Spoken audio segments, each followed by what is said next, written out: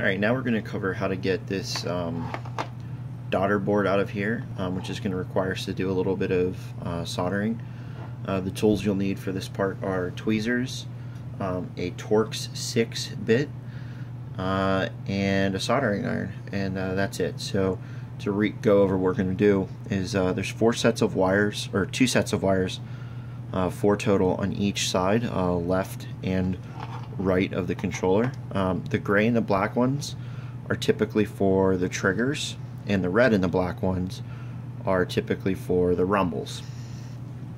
You may want to set the rumbles aside if you want to put them back in, but the easy thing to remember is that when you're looking at these wires, that the black wires are always on the outside edge. So it's gray, black, red, black. So you can always, as long as you remember that the gray is on the top and the red is on the bottom, the black is on the outside, it's not a big deal. If you have a soldering iron that you can adjust the temperature, you just want to set it around like 310 to 350 Celsius, and that's pretty much all you need. So let's get started. If you have a soldering iron, if you've never soldered before, that's what the tip looks like. It's clean. I like to take just a little bit of solder. This is called just like tinning your iron to kind of make a bridge between the solder that's on the circuit board and the solder on your iron. It just helps things flow a little better. So I like to use tweezers here. I just heat it up, pull the wire off. And again, we'll just do this for the black wire.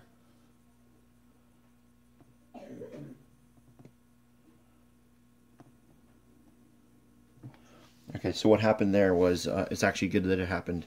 When I desoldered that other one, the solder went into the wire, and my bridge was kind of lost, so I'm not exactly having a good bridge. So what I did was just add a little bit more solder to the tip of my soldering iron, like that.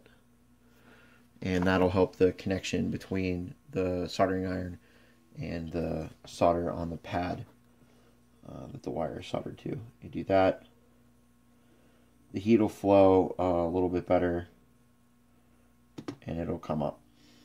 If it doesn't come up, one of the other things you can do is just up the heat on your soldering iron. So I would set it 310, which is somewhat low.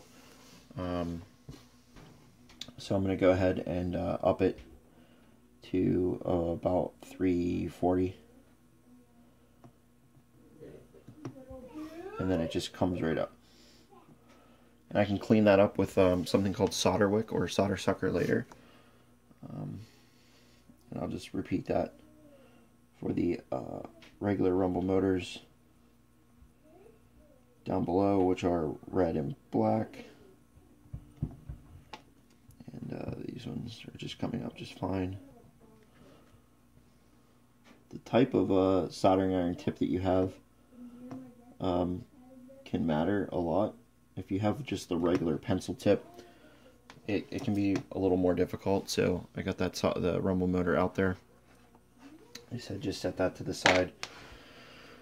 The trigger rumbles don't actually come out.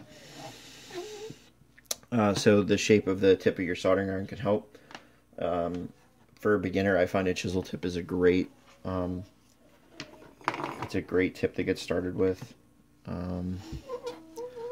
Get this in view here. And the pencil tips are actually a little more difficult, but that's what every soldering iron comes with, unfortunately. So here I'm just, again, grasping the wire with the tweezers, heating the solder joint, pulling the wire off. Doesn't take long unless things are being stubborn, which sometimes they do. Like right there.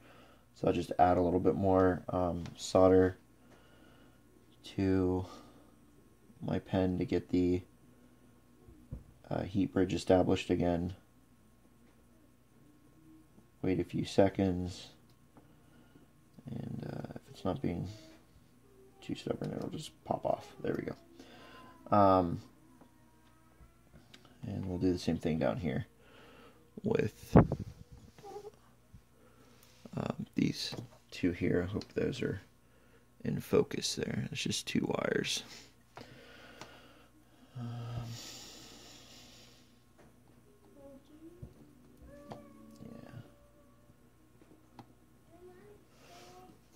And then it just pops right out. So once you have that, you can unplug your soldering iron or turn it off. You're not going to need it to get the rest of this daughter board off. So there's just two screws. So just here and here, or rather here, and then on the mirror side right there. You take those out with the Torx 6.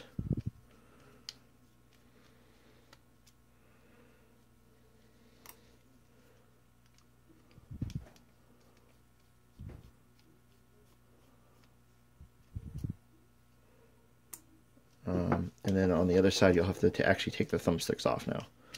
So they just pop off. And then on the daughter board, you actually just grasp this firmly, grab the edges in here, give it a pull up, and it just comes out. This is where you'll be doing your modding if you want to add jump and drop shot buttons. If you want to change out the LED, which I will cover, you have to take this board further out, but that's another video. We'll focus on this one next.